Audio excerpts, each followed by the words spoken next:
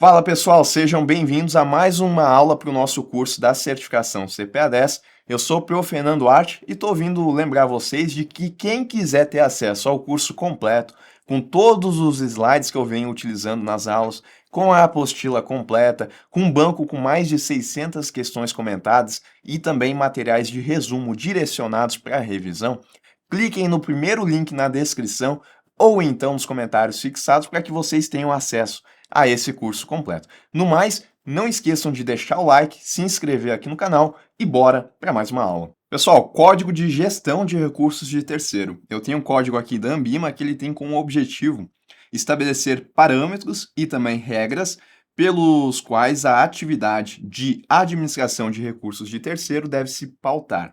Então, por exemplo, eu tenho aqui a manutenção dos mais elevados padrões éticos e também a institucionalização de práticas equitativas no mercado financeiro de capitais, a concorrência leal, a padronização dos procedimentos, a maior qualidade e disponibilidade de informações, especialmente por meio do envio de dados das instituições participantes à Ambima, além da elevação dos padrões fiduciários e a promoção das melhores práticas de mercado.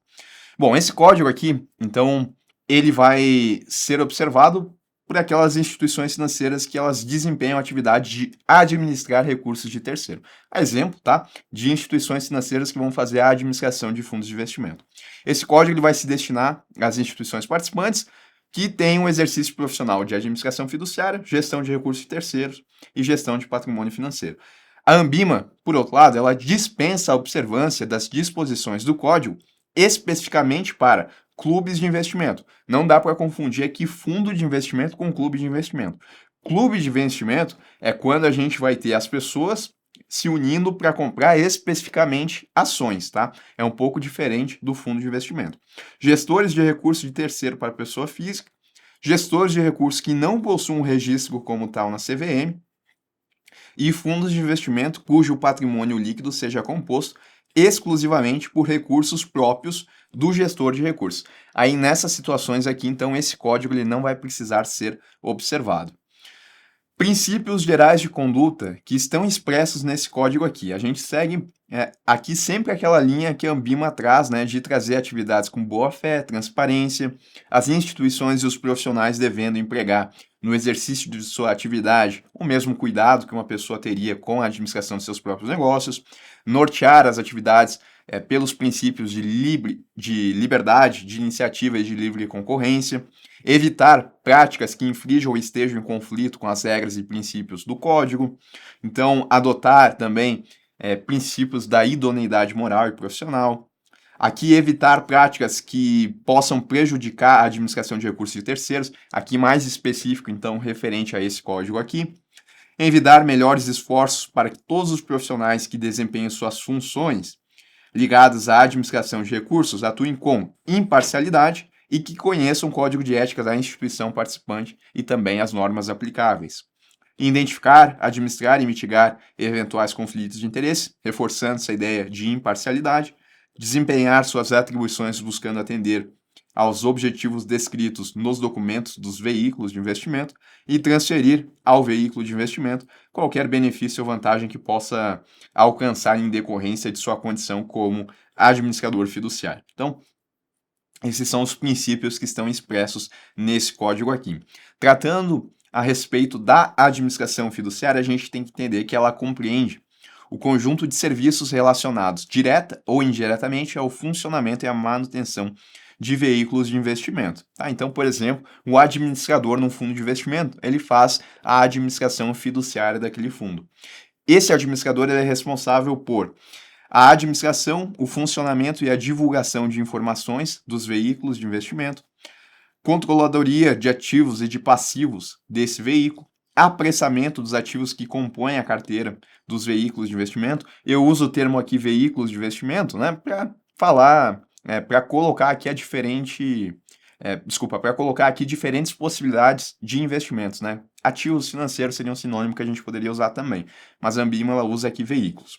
Supervisão dos limites de investimento das carteiras dos fundos de investimento, aqui especificamente, então, tratando de fundos de investimento, isso porque fundos de investimento eles têm que observar o limite de concentração em ativos no exterior, por emissor e também por modalidade de ativo financeiro. O administrador ele é responsável, nesse sentido, por fazer a supervisão do enquadramento desses limites, além da verificação do atendimento pelo gestor, agora gestor, dos limites e condições estabelecidos na regulação em vigor. Então, o administrador vai verificar se o gestor está atendendo esses limites.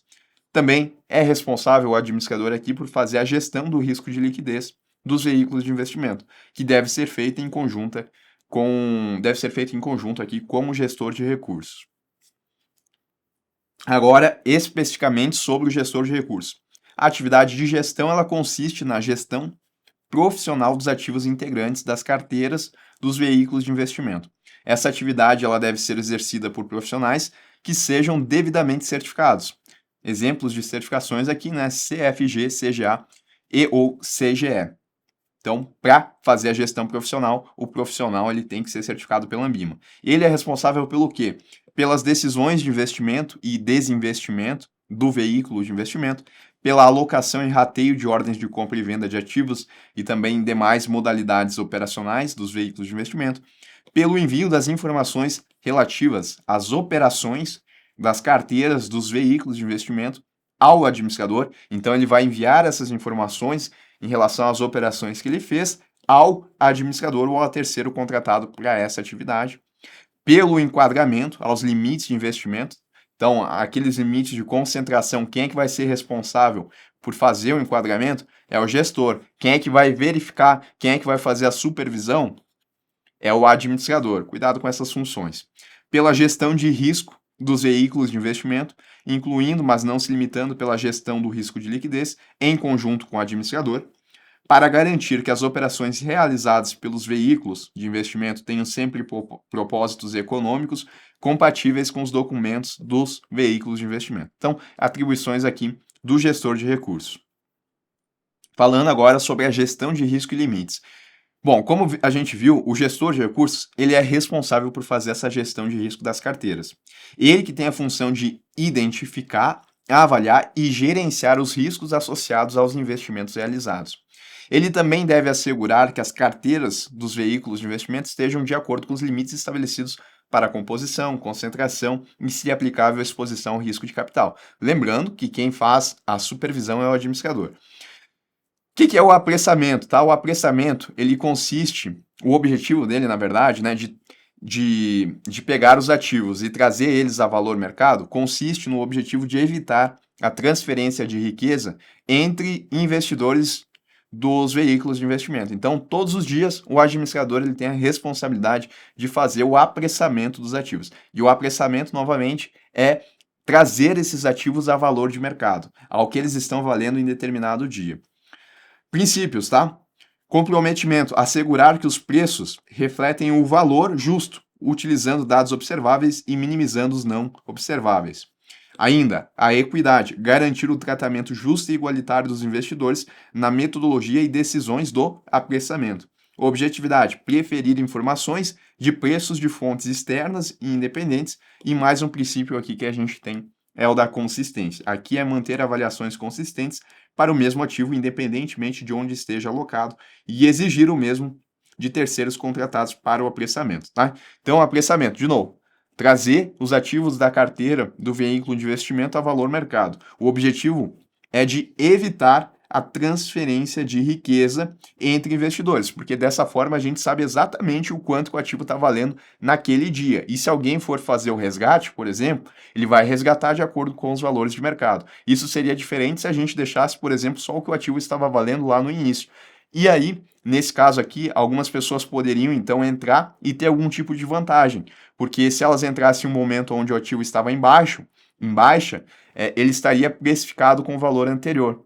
E daí, quando elas fossem fazer o resgate, ia acontecer essa transferência entre investidores que entraram em um momento diferente nesse veículo de investimento. Agora, uma vez que se tem a marcação a mercado, todos estão entrando exatamente pelo preço que está sendo negociado a mercado. Bom, depois da gente ver então essas características gerais aqui em relação aos veículos de investimento, que na verdade a gente já viu algumas coisas em específico aqui do fundo de investimento, principalmente essa parte aqui que fala sobre gestão de recursos e administração fiduciária, mas aí o código ele se destina aqui principalmente a fundos de investimento, tá? Então, nesse caso, o código ele se aplica à administração de recursos de terceiro realizada pelas instituições participantes em fundos de investimento das seguintes categorias: os fundos de investimento financeiro, que é aqui a gente tem renda fixa, ações, cambial, multimercado, o FIDIC, que é o Fundo de Investimento de Direitos Creditórios, o FII, que é o Fundo de Investimento Imobiliário, o FIP, que é investimento em participações, e também o fundo de índice. Nesse caso aqui, o código ele se aplica para esses fundos de investimento. Bom, um administrador fiduciário, gestor de recursos e também outros prestadores de serviços contratados, eles são responsáveis por quaisquer atos ou omissões que contradigam as leis vigentes, regulações ou os regulamentos dos fundos. Mas eles não são responsáveis pelas obrigações legais e contratuais assumidas pelos fundos de investimento, mas vão ser responsáveis por prejuízos causados por ações dolosas ou por má-fé. Aí pode ter a responsabilização deles se acontecer algum tipo dessa... se, por exemplo, o fundo de investimento ele fez uma contratação onde gerou uma perda financeira aos investidores, a princípio eles não vão ser responsabilizados. Eles só vão ser responsabilizados se eles agiram de má fé, principalmente aqui pensando no gestor, que é o gestor que vai fazer a escolha dos ativos financeiros da carteira. Aí eles podem ser responsáveis. Agora, vão ser responsáveis, né, quaisquer atos ou omissões que contradigam as leis. Aí sim, com certeza eles são responsabilizados. E aqui, então, em relação à responsabilidade dos prestadores de serviço, mas os cotistas daqueles fundos de investimento, eles também têm responsabilidades. Por exemplo, o regulamento de um fundo de investimento, especificado em seu anexo classe, pode estabelecer que a responsabilidade dos cotistas seja limitada ao valor por eles subscrito. Então, isso significa que se tal limitação estiver em vigor, os cotistas eles não são responsáveis financeiramente além do montante que eles investiram no fundo. Aí existe uma série de medidas que vão ser tomadas caso o patrimônio do fundo ele fique negativo. Mas se a responsabilidade ela for limitada, em regra, os cotistas eles não vão se responsabilizar além do que eles já investiram. No entanto, se o anexo classe, lá no regulamento, não estabelecer essa limitação de responsabilidade, os cotistas eles podem ser responsabilizados no caso de um eventual patrimônio líquido negativo da classe de fundo. Aí eles vão poder ter que colocar mais recursos seu para reverter esse PL negativo do fundo. Nas situações em que a responsabilidade dos cotistas de uma classe é limitada ao valor que eles investiram, essa classe pode ser declarada insolvente se o administrador fiduciário identificar que o patrimônio líquido da classe está negativo. A insolvência de uma classe ocorre quando os passivos excedem os seus ativos, indicando que a classe não tem fundo suficiente para cobrir suas obrigações. É o que eu falei, que daí nessas situações, o administrador, dependendo do tempo, né, que a classe ela ficar negativa, com patrimônio líquido negativo, ele vai ter que trazer um plano de ação para mostrar o que vai ser feito. E aí, se esse plano de ação não for aprovado, talvez até os cotistas eles tenham que assumir a responsabilidade de colocar. Mas, em regra, eles não assumem essa responsabilidade e o nome acontece, então, o nome dado para esse procedimento aqui é de insolvência de classes, quando os passivos eles passam os ativos e aí a gente tem essa possibilidade de um PL negativo. O administrador fiduciário e o gestor de recursos, eles têm autoridade, cada um dentro de sua área de responsabilidade, para contrair empréstimos em nome de uma classe específica de um fundo de investimento. Essa ação ela pode ser necessária em duas situações principais: a contratação de empréstimo, tá? Para lidar com o não pagamento de cotistas que falham em integralizar, ou seja, pagar por completo as suas cotas, e que se comprometeram a comprar. Nesse caso, o empréstimo ajudaria a cobrir a falta de fundos devido a esses inadimplementos. O cotista disse que iria integralizar o valor das cotas e não fez. Aí nessa situação, aqui pode ser contratado um empréstimo para cobrir esse valor. E também para cobrir um eventual patrimônio líquido negativo da classe, né? Situação de insolvência de classe. Se a classe do fundo estiver operando com mais passivos do que ativos, o empréstimo pode ser utilizado para equilibrar as finanças. Porque, de regra, o administrador e o gestor eles não podem contrair operações de empréstimo, tá?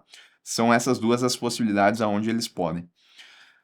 Modalidade de investimento, tá? Ativos no exterior. Veículos de investimento podem adquirir ativos localizados fora do Brasil. Esses ativos, eles devem ter a mesma natureza econômica daqueles que são encontrados aqui no território nacional. A aquisição ela pode ser feita tanto diretamente quanto indiretamente, por exemplo, através de fundos ou veículos baseados no exterior. Criptoativos. Também existe a possibilidade de um fundo de investimento investir recursos em criptoativos, que são formas de moedas digitais como o Bitcoin. Esses investimentos podem ser realizados diretamente também ou indiretamente.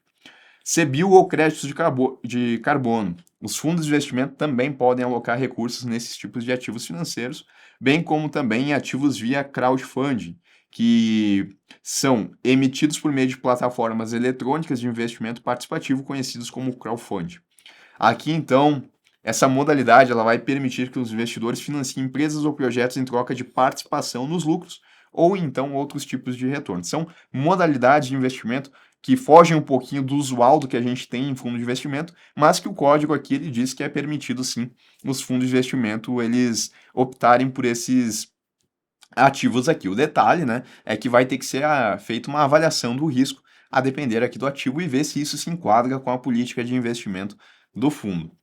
O gestor de recursos ele tem a opção também de classificar os seus veículos de investimento como investimento sustentável ou como veículos que integram questões ESG, né? Onde a gente tem a preocupação ambiental, social e governança, também é possível fazer isso. Os fundos de investimento eles devem ser classificados de acordo com seus objetivos, políticas de investimento e composição de carteira. Essa classificação aqui não é aquela da CVM que a gente tem. Aqui é uma classificação proposta pela própria Ambima e os fundos de investimento eles também têm que ser classificados de acordo com o que a Ambima ela coloca. Ao criar e divulgar materiais publicitários, isso dentro do capítulo de publicidade, da seção de publicidade, o administrador fiduciário e o gestor de recursos devem seguir diretrizes específicas para garantir a adequação e transparência das informações para os investidores. Essas diretrizes aqui elas incluem produzir materiais apropriados para os investidores, assegurar que a publicidade seja transparente, clara e precisa, utilizando para isso uma linguagem que seja simples e direta, evitar qualificações exageradas ou infundadas, opiniões sem base técnica, promessas de rentabilidade, né, trazer muita promessa ali sem ter alguma base sólida para mostrar isso, não pode ser feito. Fornecer informações relevantes para decisões informadas. Dessa forma, os cotistas então vão conseguir tomar sua decisão de uma melhor forma e também priorizar dados que sejam facilmente comparáveis e, em caso onde a gente for ter uma projeção ou uma simulação, explicar todos esses critérios que foram utilizados, incluindo valores e taxas. É isso que a gente tem em relação ao Código de Gestão de Recursos de Terceiro.